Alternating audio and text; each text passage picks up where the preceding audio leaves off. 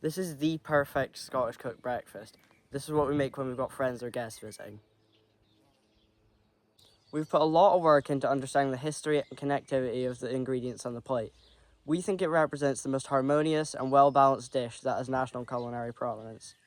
It contains mushrooms, black pudding, rumbledy thumps, tomatoes, deviled kidneys, watercress, poached eggs, Lorne sausage, bacon, and a pork sausage. There are some glaring omissions: beans, haggis, tatty scones, and for very good reasons. The Scottish breakfast is more than a fry-up. It's a feast on a plate, built on choice, good hospitality, and the best of ingredients. Check out our videos below to find out more about our challenge to create the perfect Scottish breakfast.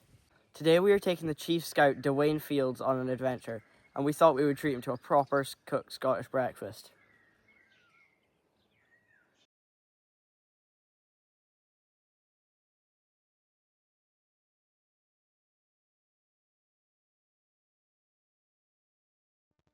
Think your fry-up has medieval roots? Think again.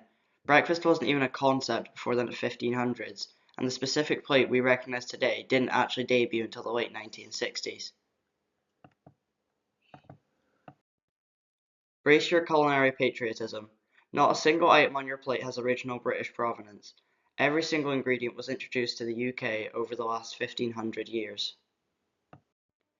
The fry-up is shaped and stifled by 8 historical and societal influences: church bands, showing off, sheer monotony, 40 years of wartime rationing, making use of leftovers, the introduction of breakfast cereal, cheap global imports, and patriotic marketing.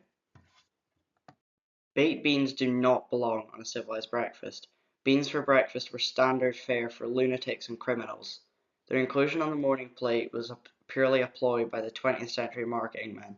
Serving them is frankly culinary criminality.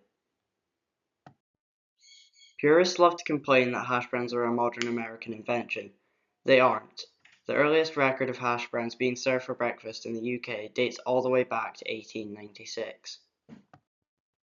It's named after a Scottish region and has definite Scottish origins, but the earliest recorded reference to the Lorne sausage actually comes from the Montreal Herald in 1875. Even wilder, it was sold as either lynx or square.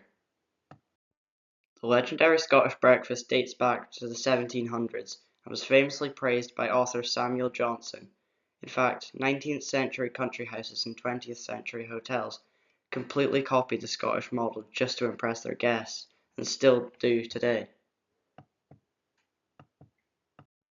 Historically, a full English referred strictly to bacon and eggs. Traced back to the 1660s, it originally called for poached eggs, not fried. Even by the 1930s, guest houses used the term to describe just bacon, eggs, toast, and marmalade. The true precursor to the modern fry-up wasn't called a breakfast. It was a mixed grill or breakfast grill in the early 1900s. The earliest record of 5 modern items actually making it onto a single plate was found in the Greenock Telegraph in 1910. Sorry, England, but the data doesn't lie.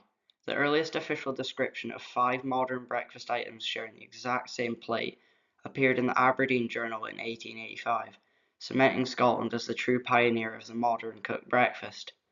Important because it marries the Scottish breakfast with the common man in their own home. This is not a menu, it's a transition between excess to normal 20 years before the mixed grill.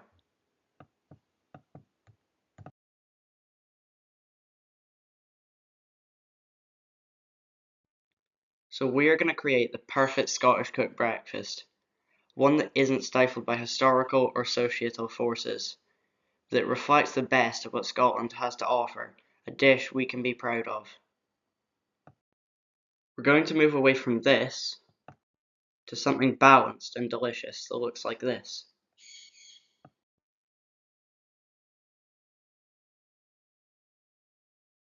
But to do it properly, we need to consider and taste all possible breakfast ingredients, including those associated with later national versions, the full English, Welsh, and Irish. This was our favourite part of the whole research process. So we are going to rebuild the dish by addressing the following 4 criteria. As part of the process, we removed all items that duplicate purpose or flavor on a single plate, and later additions post-1950. To give the dish some provenance, all final ingredients had to have been referenced as a Scottish breakfast item before 1915, basically before the two world wars that led to rationing of specific ingredients right up until the 1950s. This way there is some history to the ingredients included. The items that remain must have 5 points of connectivity on the plate, so they must work when matched with other ingredients.